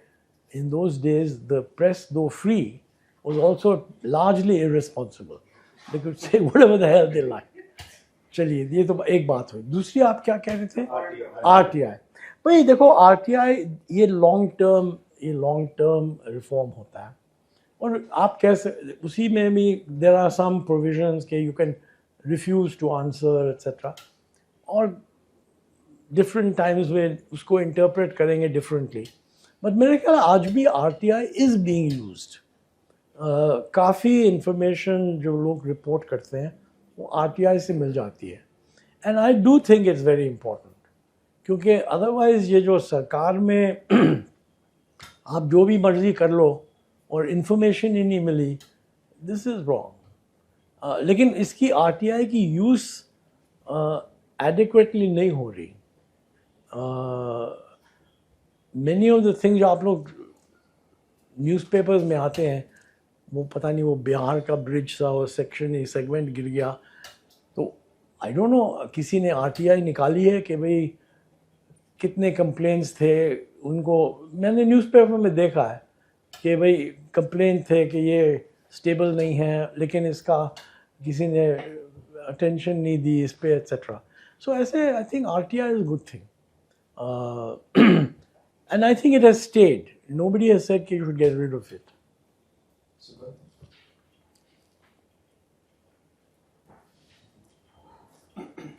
Hello, sir. So, you briefly touched upon the fuel prices. Yeah, so I just wanted to sort of get your view with regard to the Prime Minister's appeal recently about, appealing to people to cut fuel consumption wherever possible. But given the West Asia crisis, considering the limbo that we're in with regard to that and the global energy price spike, do you feel it would be prudent on the part of the government to actually implement some sort of a demand management or a demand suppression measure at this stage as far as petrol is No, concerned? in my view, that will be an unmitigated disaster. I mean, if you don't want fuel to be used, raise the price. And if somebody needs to be subsidized, subsidize them. But the idea of demand management and licensing and is fuel pump mein khali 15 liters milenge, I mean, that will be just unmitigated disaster. And they should not do that for imports in general. I keep seeing in newspapers that Commerce Ministry is working on how to cut down imports. Now, I mean, the worst thing would be if they just go back to licensing. I mean, we've seen that movie before, and it will have exactly the same ending. So that's not the way to do it at all. I think what you're raising another issue which is very relevant in demand management. A current account deficit. It's not the fuel imports. We shouldn't be like President Trump, who sort of says too much of this and too. Question is there a current account deficit, and is it unmanageable? Okay, now if the current account deficit is not manageable, what does it mean? It means two things. कि भाई आज total जो capital surplus है, it will not meet the current account deficit. So either you improve the capital surplus, or you reduce the current account deficit, or you increase the flow of reserves going out as a substitute for capital. Okay? So you decide कितनी आपने reserve use करनी है, कितना आपका आ सकता है. If it turns out that with all this you still need to cut the current account deficit this year, let's say by 1% of GDP, okay, then you have no alternative but to cut demand. Because the current account deficit is just the total demand minus the domestic supply and net exports. So you have to cut this. So that means macroeconomic demand management policies. That means higher interest rate. That means lower investment. Or you have to tax consumption or something. And you can't avoid that by getting into these little fiddly little things. कि हम इसको manage करेंगे, उसको manage. I mean, these things add up to very little. And so, earlier you also mentioned in one of the earlier of the responses about fuel price deregulation and how it's sort of been there on paper but not in practice really. It's still administered. Yeah, I think that's a very important point. And now that we're entering into a world where there will be volatility in fuel prices, in an unpredictable way, we should be very clear what is our policy. I mean, theoretically, our policy is the following.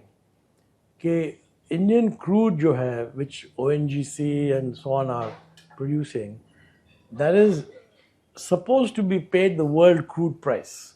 Okay, it is not paid more than $75. So that is an arbitrary thing, but since these are all nationalized, if they were not nationalized companies, they would also object. But $75 was a cap at a time when the crude price was 65. Now it has shot up for a little while, doesn't matter. But agar ye 105 rahegi, then you have to make up your mind that is ONGC going to bear this burden?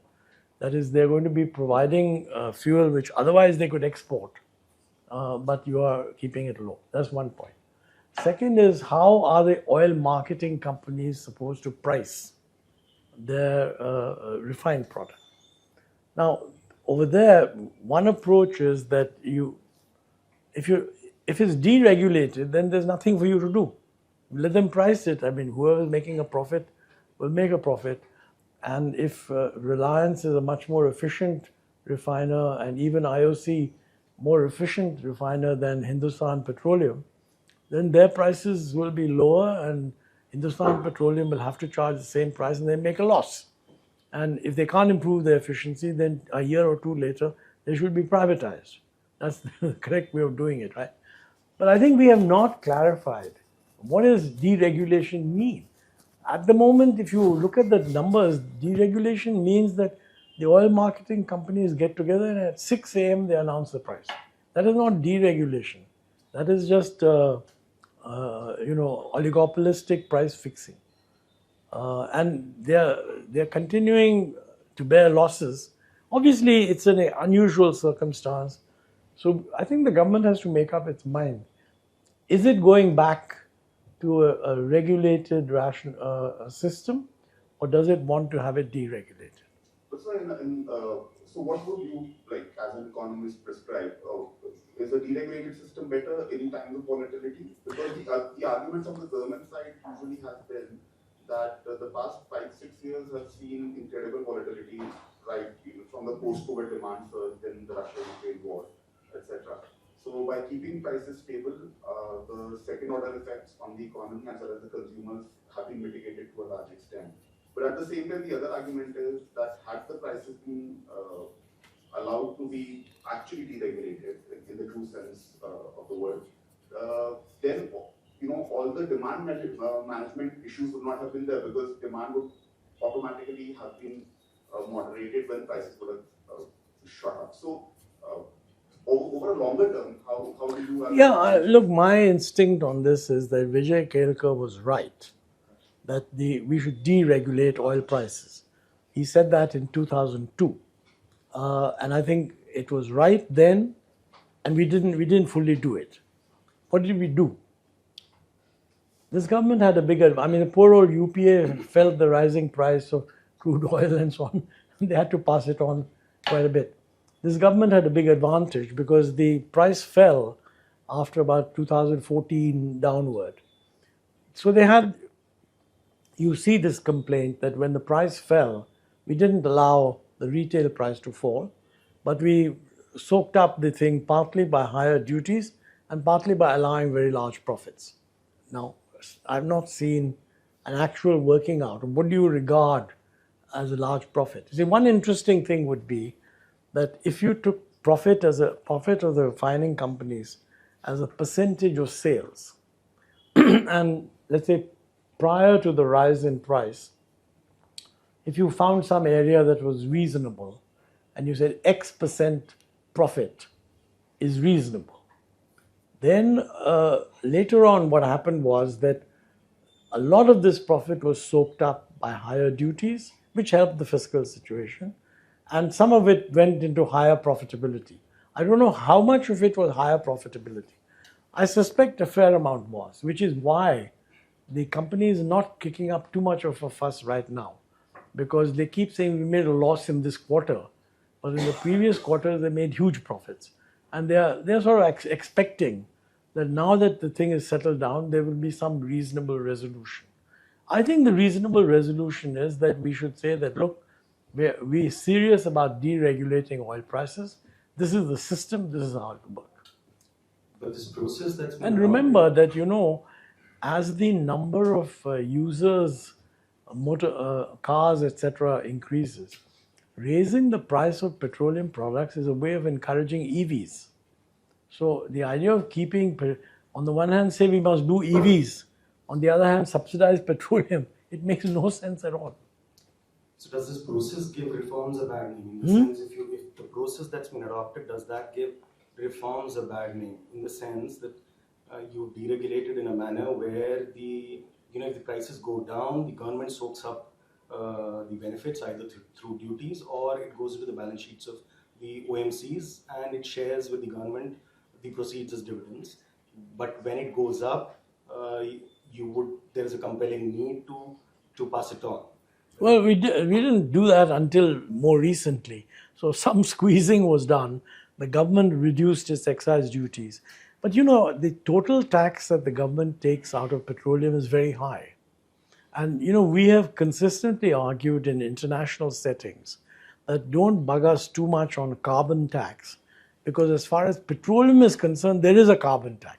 Of course, there isn't one on coal. So that's the illogicality. I think government has to rely on petroleum as an important source of tax, and that is going to go down anyway if EVs and move to renewable energy happens. So the petroleum demand will come down. So we'll also get over from this excess tax.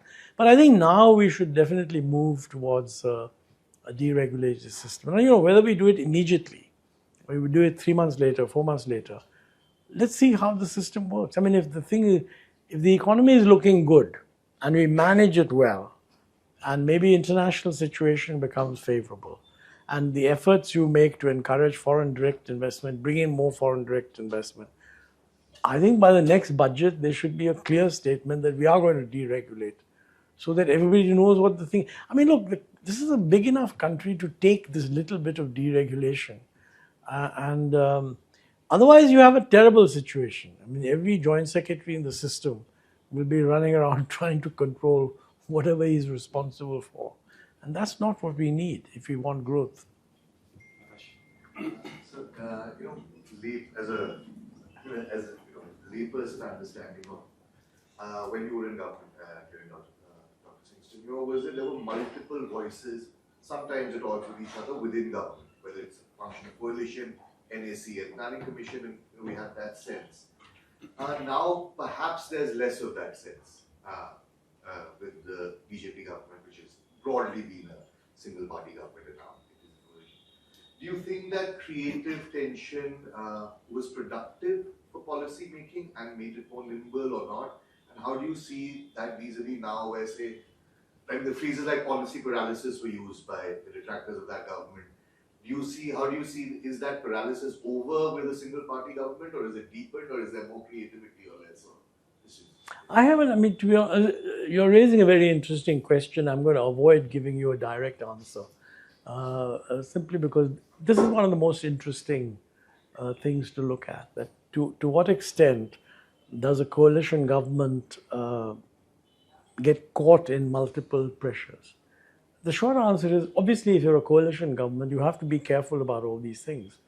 And the point is that if you don't have a majority, maybe it's not a bad idea to do this balancing.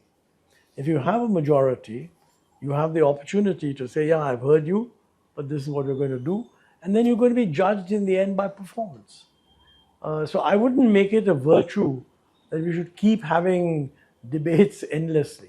But I do think that before you take a decision, I mean, in order to take a good decision, even with a majority, when you say a majority, I mean, if you ask the individual MPs of whichever party is in the majority, what is their view?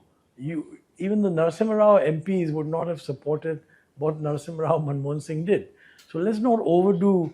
The question is, within the government, whatever decision you take, I think you would be well advised to recognize that the world has become much more complex and there are different answers being given around the world, which was not true in 1991. See, in 1991, all of Europe was convinced open government, we are for globalization. All of East Europe was convinced open government, the globalization market.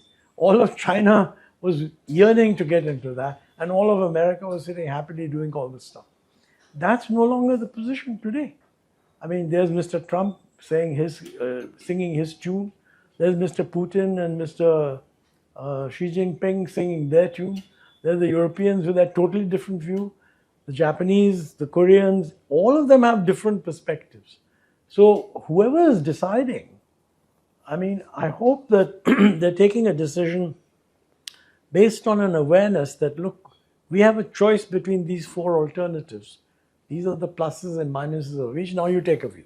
So just, I don't know if you've already answered, but you know, like, what do you make of Sujit Kallara wrote a piece for us, in fact, which is mentioned. Yeah, I mean, it's a breath of fresh air from Sujit. So how do you measure performance, those results? If Oh, no, that's very clear. I mean, let's be clear. I saw Sujit's piece, and he's always been, he's not one to hold back his views. And I think the biggest complaint that he makes there is that we're not doing enough to promote foreign direct investment, because Sujit firmly believes that somehow the bureaucracy is involved in a conspiracy to prevent foreign investors from investing in India. I'm not necessarily endorsing that view, but if the government wants foreign direct investment, what he's saying is that, look, don't think it's simply a matter of saying we want it. There are reasons why. I'll give you another example, since this is ideas exchange. Sujit is going on and on about what the government policies are.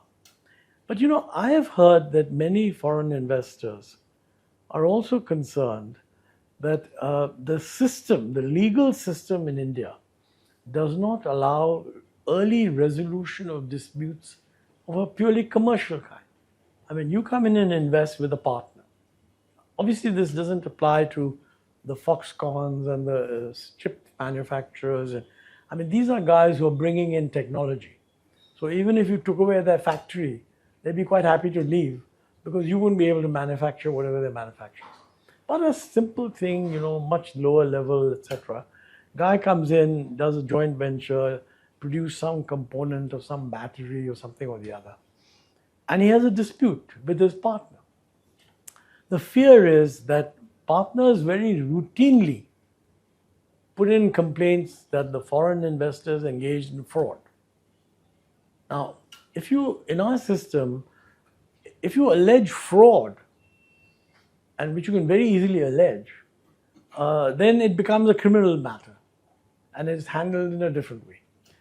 Now, if you ask any lawyer, and you're a foreign investor, and you ask a lawyer, what does this mean? Now, a lawyer will guarantee you that, look, in the end, this will, if you haven't been engaged in fraud, it will not be sustained. But in the end, may mean 20 years. Don't think you'll get an early resolution. And frankly, for commercial guys, if they can't resolve these issues early, they don't want to take the risk. And the numbers are pretty frightening, in the sense that, you know, disputes that elsewhere would get resolved in 4 months' time take 14 years in India. And I think that we have now got to the stage where we have Indian business which is capable of bringing in good partnerships. We need the partners to be comfortable, but they can't know enough about each business, no? And therefore the overall reputation depends on these kinds of things. I've talked to a few lawyers and I've asked them, is this a problem? And they say, yeah, because we always tell them that, look, if you get caught in a commercial dispute, then it will take a very long time. And if the guy alleges that you are engaged in fraud, then it's not just a commercial dispute, potentially a criminal one. I mean, end of story. So before we wrap up, one of the longest idea exchanges on record here. Really? Have I been going on that long? Okay.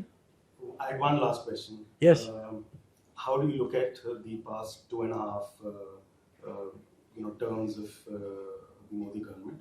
why has Mr. Modi not been able to encash on this enormous political capital that he came in with and he continues to enjoy after such a long tenure? And why is it that the Congress has failed to cash in on some of these perceived failures?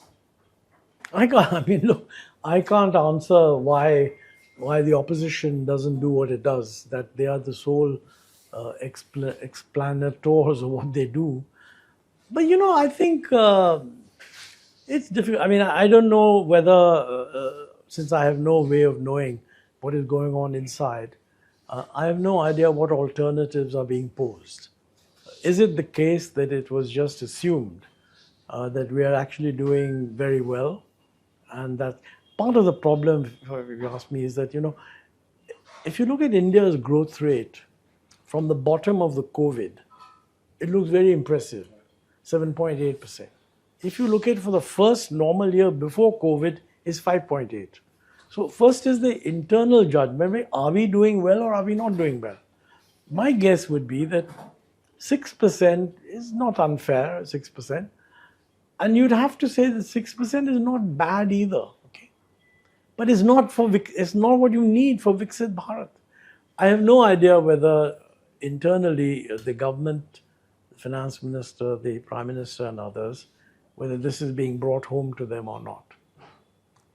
If they're under the impression that we are on track for Viksit Bharat, then I think you have to think again. If their view is that, yes, we have a lot of reforms to be done, and you keep hearing that people are pursuing, so we need to know what those reforms are. I do feel that this should be better debated. There's too much of a feeling that, the reforms will be announced in a budget. I think this is a big mistake. I think you should, in fact, the budget should focus on only one thing. What is the tax that you're going to impose and what is the fiscal deficit? Reforms should be discussed separately. But unfortunately, they all kind of, what happens is that we make a large number of statements in the budget, but nobody follows whether they're being implemented. Come the next budget, then say, what is the reform agenda? Nobody ever says, but we said this and it hasn't happened. You say a lot of new things. I don't think that makes sense. Just to follow up on what Anil was saying and to take you back to how it started. And you said there were 5 to 6 things that the government can and should do. So in the third term of this government, if you could talk about what are the leaps it should have taken and it has not, and what it can do right now. So yeah, sure. No, I'm quite happy to. Number one, I think the need to work hard on developing A-grade infrastructure still remains valid. I think you can do much more of public-private partnership instead of just trying to do it through ministerial budgets. I know that public-private partnerships are not popular, and that's because we are not sufficiently transparent to make people feel that, look, this is a cheaper way of achieving the same objectives. But I think that can be done and should be done. We've had some very good examples. I mean, the Visingham port, for example, which was set up, not a central government port, it's a state government port by the previous left-wing government, okay? And I mean, it was pushed for public-private partnership, partly by somebody who has worked with me in Planning Commission, the late Gajendra Haldia. And there were a lot of allegations that it was a single bid. Adani won the bid. Typical allegation that, how can you give it to a single bid? It was pointed out that, there's nothing that stops you. If there's only one bid in a transparent bid, there's nothing wrong with taking that. You have to consider whether the terms that were offered were reasonable and the terms that were offered found to be, committees were appointed, etc. It was validated. And the interesting thing is that the thing was finished on time. Within a couple of years of the port becoming operational, the management said that we are investing more in order to expand its capacity. I can guarantee you if this had been done in the public sector, it would not have been expanded for 15 years. because somebody else would have said, no, abhi to inko diya hai, should put it in some other public sector port. So that's a very good example of it. It's not a state, it's not a central government matter, it's a state government, and that state government, by the way, has just been thrown out. But fortunately, Tharoor was very much in favor of it even then. So it will be seen as a continuity. So infrastructure is very important. Logistics, they're talking about it. I think they've done something about it. It's been happening, but it's happening too slowly. I mean, we ought to set standards, in the sense that, look, these are the practices that define sensible logistics in X, Y, and Z countries. And whoever is responsible should be told that in 2 years or 3 years, whatever, please achieve those standards. And to some extent, you can see that result in the sense that the number of hours that ships stay, turn around and so on has improved. But it's far from what it needs to be. So I think that's another area. I think on industry, my feeling is that the international competitiveness of Indian industry, exposing it to competition, and also encouraging foreign investment and foreign technology is top priority. Now, this is controversial in the sense that many people will say that, look, Make in India and Atmanirbhar means that you should not be importing, make at home. If you follow that approach, I think it will be disastrous. But I mean, increasingly what you need to do is recognize, take a thing like a cell phone. I mean, it has 1,000 components. So what we are doing is we're not manufacturing the cell phone, we are assembling it. And that means we're importing 1,000 components. To say we should start producing 1,000 components is complete nonsense. Let it happen. If it works, then somebody will think of how it can be done, blah, blah, blah. And I think we need to do this much more than we needed to do earlier. Now, in this respect, let me make one point that, and I give credit to the government for that. I don't know who managed to make the change. There is a perception that the government doesn't change its mind because there's some feeling that this has been taken at a high level. But when the laptops 2 years ago, it was said that no, laptops now banned. You have to buy an Indian laptop. Within 2 days, that was changed. I give huge credit to that. I would love to know from you journalists, how did that happen? I mean, why is it that who in it? First of all, by now you should be willing to give credit. Whoever initiated it, top credit in my view. But I just don't know. And this is a pro-government story, it's not an anti-government story. So I think I look forward to... No, Huh? Tell the story, in fact. Have you? The narrative was that MeitY made a mistake, the Ministry of IT made a mistake, and that the PMO intervened. Very good. And then they reversed it. No, but are you telling me that, this is interesting, MeitY made a mistake, even they didn't consult PMO? I mean, that's the narrative after it was realized that they've got to pull it back. No, but what I mean is, can they do a thing like that without consulting PMO? Possible. I mean, it's part of a long series of QCOs that they were doing. They brought in this as a licensing thing, that they can make it, but they have to go through a licensing process. That licensing requirement, it seems some bureaucrat in MeitY did it. I'm sure those at the top level would have known about it. No, it's very good. But see, I thought it spoke very highly of the government that they reversed it. So PMO wouldn't have heard of it automatically. Somebody must have gone to PMO. Of course, there was an approval. And the gentleman that you mentioned who spoke in the podcast was one of the guys who gave those initial comments that we're going back to the license Raj. I see. He within hours of this decision, Mohandas. He had come on. No, he's a very good guy. So I must tell him that in a discussion he was named as the single most important fellow in the chain. No, but I think my own feeling is that because this Make in India is in danger of being interpreted as liable to that anybody can become patriotic by issuing something and saying this is Make in India, they should make 100% sure that the procedure for making these changes is laid down in a manner where responsibility would be clearly flagged. And I mean, since every important import is an input into somebody else and an output of somebody, that industrialist A is in favor of import restriction, but industrialist B, C, D is against. And generally, it's the influential guys are the big ones, and the users are all the little ones. So we're just killing the competitiveness of MSMEs by allowing this kind of thing to happen.